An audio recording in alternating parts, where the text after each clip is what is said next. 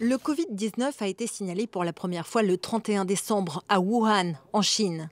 Il aurait été transmis à l'homme par le pangolin, un mammifère protégé mais qui fait l'objet d'un vaste trafic international. Quels sont les symptômes? Le virus provoque fièvre, toux et difficultés respiratoires.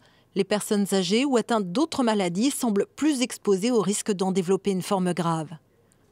Comment se transmet-il? Par contact étroit après l'inhalation de gouttelettes infectieuses émises lors de toux ou d'éternuement des malades ou après un contact avec des surfaces contaminées par ces sécrétions. La période d'incubation est estimée à 14 jours, mais un patient chinois n'a développé de symptômes que 27 jours après avoir été contaminé. Certaines personnes pourraient aussi être des porteurs sains qui ne sont pas malades, mais peuvent contaminer leur entourage. Quelles mesures de prévention?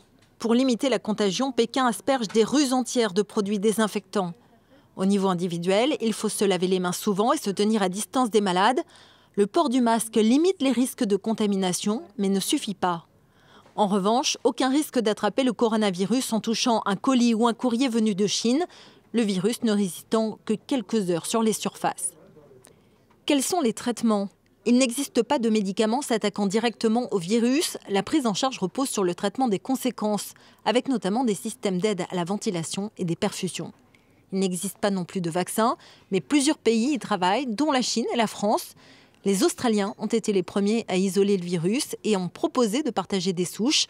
L'Institut Pasteur espère disposer d'un candidat vaccin d'ici 8 mois.